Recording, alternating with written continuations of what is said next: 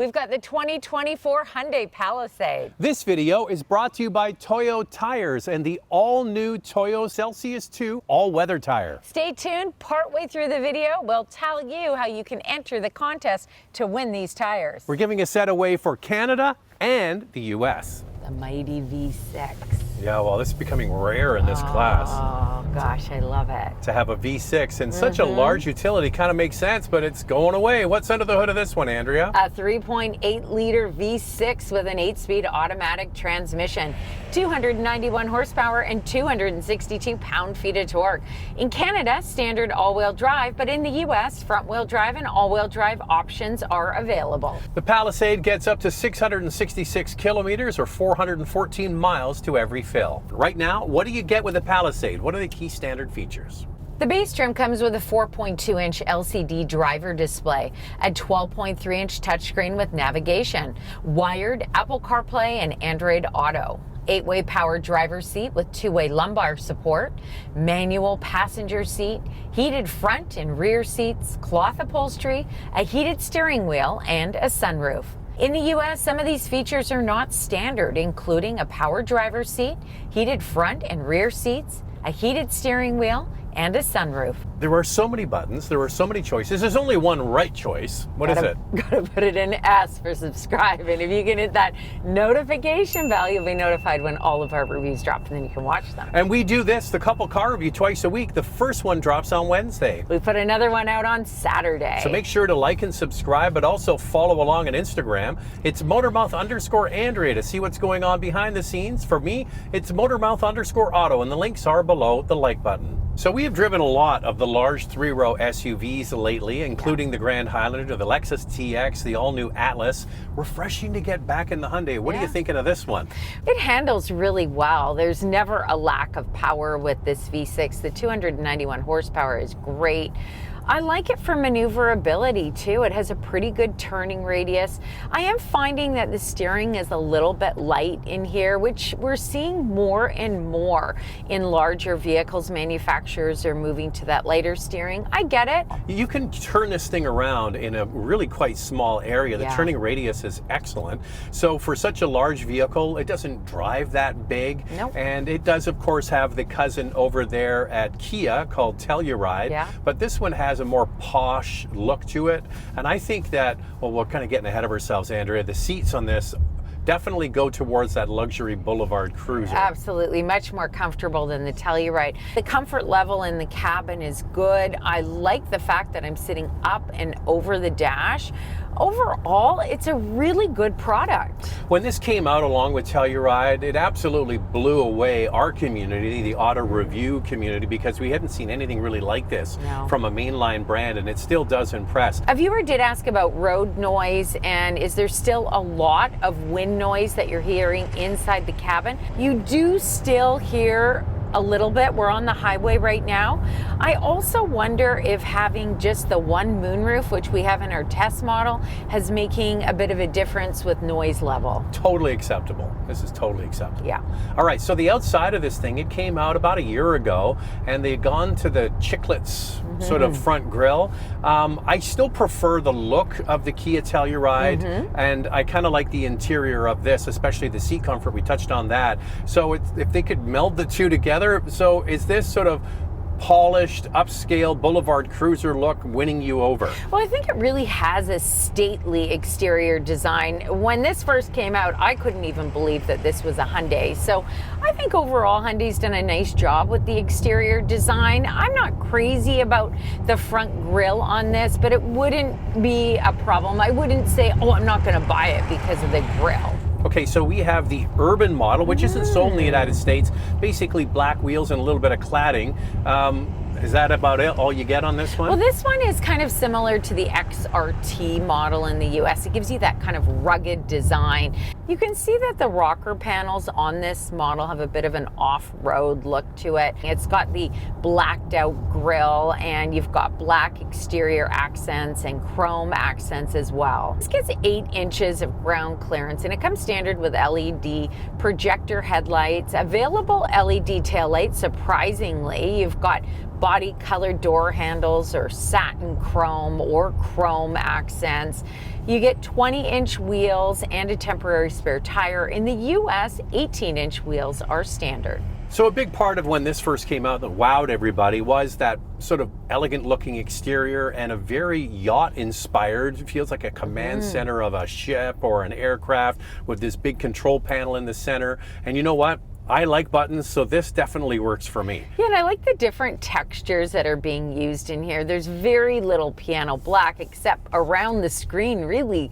That's it. And I like the light interior that's being offered. I mean, that's something that Hyundai does really well. So they have a nice mix of materials. They have this mesh looking metal. It's plastic, but it looks like it's metal on the center console, on the dash, in the doors.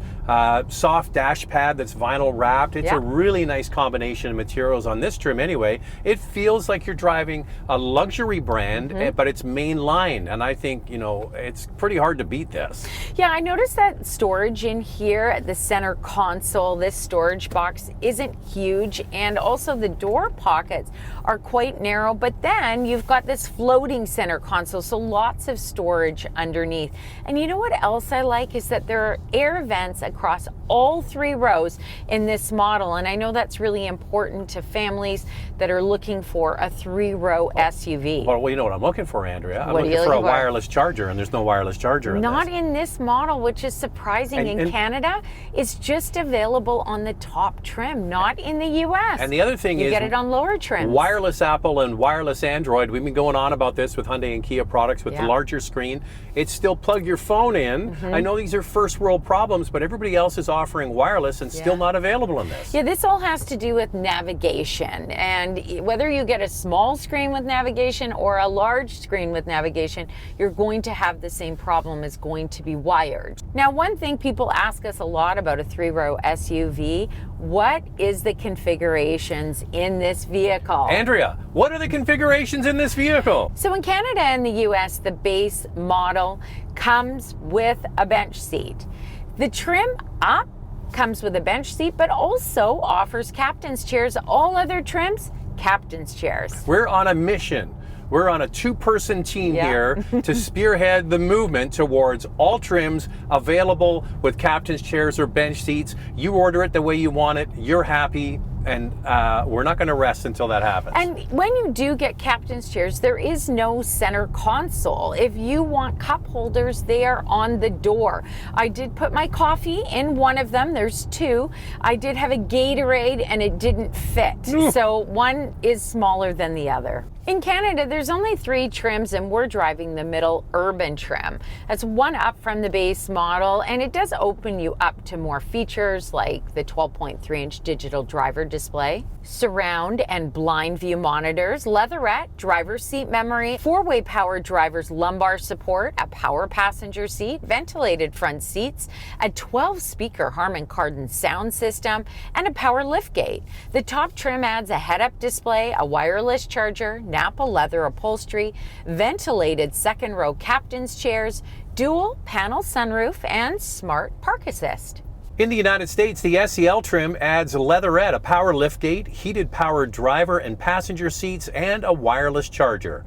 If you add the premium package to this trim, you get features like driver's seat memory, a sunroof, ventilated front seats, heated and ventilated rear seats, a heated steering wheel, and the Harman Kardon stereo. The limited trim is where you get leather upholstery, a dual panel sunroof, head-up display, heated second-row seats, and the calligraphy trim adds Napa leather and smart parking assist. So what makes this vehicle attractive to many families is it's one of the biggest 3-row utilities. Getting in the second row, of course, there's plenty of legroom and headroom. The seats slide fore and aft and they recline. Lots of room in the second row. Comparing the Palisade to the Grand Highlander and Honda Pilot, the Palisade offers 41.4 inches of front row legroom, which is pretty close to these 2 competitors. Second row legroom at 42.4 inches is over 1.5 inches more than the Grand Highlander and Pilot. There's just one switch to slide the second row forward, and climbing in is really quite easy. Here you have me with the second row slid forward a little bit. You have plenty of legroom and headroom, plenty of legroom for full-size adults. Third row legroom is 31.4 inches, which is 2 inches less than the Grand Highlander and an inch less than the Pilot. Lift up the power liftgate on this model, you get a very large cargo space even when all 3 rows are up. Underneath there's even more space, and that's where they hide the tonneau cover. Space behind the second row at 45.8 cubic feet, third row at 18 cubic feet, and overall cargo space at 86.4 cubic feet falls short to the Toyota and Honda. You seem to want us to compare this to other things. Oh, in the contest. Good questions. Time now for questions, coffee, and cars. Stick around for your chance to win those tires. Right now, it's your questions from Instagram. Which do you find preferable in terms of handling and suspension, the Palisade or the Nissan Pathfinder? You know, we don't get a lot of questions asked about the Pathfinder. I think it comes down to what you kind of like. If you like a more rigid truck-like suspension that you feel most of the bumps in the road, the Pathfinder's that thing. This is more like a boulevard cruiser. The Pathfinder is well done. I like the interior design of it. I do find that the transmission is a bit lazy. We're going to get it back, I think, because I'd like to try it again. We haven't driven it since Nissan first released it, so it'd be nice to get it back to see if there's any improvements on it. It also has a V6, which this has, as we all know. They're going away. V6 is going away. It's locked and loaded, Andrea. Yeah. It's booked in. Okay, good. We're giving away 2 sets of all-new Toyo Celsius 2 all-weather tires. A set for our Canadian viewers and another set for our U.S. viewers. The new Toyo Celsius 2 all-weather tire has a specialized tread compound with high levels of silica and advanced polymers, providing improved performance. From responsive dry road handling and reliable wet grip in warmer temperatures to remaining flexible in colder temperatures for improved winter traction in snow or on slippery surfaces. Plus, variable multi-wave sipes. These full-depth multi-wave sipes increase tread block rigidity for better ice traction while reducing the possibility of irregular wear for a more comfortable ride. So, how do you win these tires? It's very easy. All you do is click on the link in the description below, fill out the form, and you're entered, whether you're from the United States or Canada. The drop-down menu says provinces, but there are states in there. And same thing, it says postal code, but you can put your zip code in there. And as an added bonus for Canadians, until December 16th, you can get up to $80 back when you purchase a set of qualifying tires. This or a base Lexus TX 350. Well, the TX is fresh in our minds right now as we're just back from Texas. This really offers a beautiful interior for a non-luxury vehicle. So I have a question for you. It's all going to come down to price for me. So how much is this one top price? This is almost $61,000 in Canada. And what's the base model TX in Canada? About $72,000. All right, so it's about 10K more. It is bigger. It is a little bigger, but this is also a big 3-row utility as well. Yeah. I'm sorry, this is the winner when you compare it on price and the beautiful interior. Yeah, there is something that is different. The TX does feel more refined. The cabin is quieter. You do have that Lexus feel to it. So if that's something that's more important to you than price, you might lean towards the 350, the gas model. It also has a 2.4 liter turbocharged 4-cylinder. This gets the mighty V6. Does this feel more upscale than the newest VW Atlas? I think I prefer the look of the Atlas, but I have liked Hyundai and Kia offerings. It's funny they picked the TX, this of course, and the Atlas. They're all big in the 3-row utility space. They're all 3 of the bigger ones. And the Atlas, we enjoyed driving it, but same thing again. I don't think that interior can compete with this. This is just feels like a luxury product, even though it's from a mainline brand. And the V6, they've gone to a Turbo 4 as well. They have as well. So I would say that the Atlas has an improved interior. One thing I do like about the Atlas, keep in mind, it's a 7-passenger vehicle. This is up to 8 passengers, but the Atlas offers a bench seat on every trim, and I really like that. We've been really pushing manufacturers to offer a bench seat on all trims. And another vehicle that does that is the Pilot. Also, the Atlas comes standard with wireless Apple Carplay and Android Auto. So So it's got some nice tech in there, but you're right. You cannot beat this interior in the non-luxury category. I even think this is a little nicer than the Telluride. And now it's time for our hot topic. What's this one, Andrea? 2024 Traverse or Hyundai Palisade. How true is it that Hyundai is coming out with the second generation Palisade, bigger and bolder? We are at a bit of a disadvantage because we haven't driven the new Traverse yet, and we look forward to it. First of all, boy, does it look really good. It's one of the biggest, if not the biggest, in this category, and they've also followed the same trend as the rest of the industry to a turbo 4-cylinder engine, 2.5 liters, but it gets 328 horsepower, which has got more power than this V6. So yeah, it not only, like you said, does it look good, but the power. So we both look forward to driving it. As for rumors about a new Palisade coming, this second generation, out of Korea, they are saying there's going to be a 2025 model and it's going to have a hybrid option. But there's nothing confirmed for North America. And these also could be rumors coming out of Korea. Nothing really finalized yet. All right, even though this, as we mentioned at the beginning, has a large displacement V6, the highway fuel economy is actually pretty good and can it tow and more in their vital stats. Let's start with pricing. We'll do Canada first and then move on to the US. The Palisade starts at just over $52,000 and the top trim is just under $61,000. In the US, the first front-wheel drive model starts at just under $36,500 and the top calligraphy night trim is just over $53,500. Here's the fuel economy for this 3.8 liter, 12.2 liters per 100 kilometer city, 9.7 on the highway. That's 19 miles per gallon city, 24 miles per gallon highway.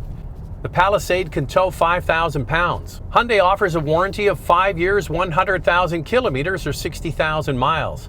In the United States, complimentary maintenance is covered for 3 years or 36,000 miles. So, you've touched on some of these already. Let's get into large 3-row SUVs. What else might you pick? For your consideration, 4 vehicles for you to consider. Up first is a new Chevrolet Traverse with a 2.5-liter turbocharged 4-cylinder, 328 horsepower. Pricing has not been announced yet. The Toyota Grand Highlander with a 2.4-liter turbo 4-cylinder, 265 horsepower, and a starting price of $53,500. The Volkswagen Atlas with a 2-liter turbocharged 4-cylinder, 269 horsepower, and a starting price just over $52,500. The Honda Pilot with a 3.5-liter V6, 285 horsepower, and a starting price of $54,000. So there are 4 3-row SUVs for you to consider.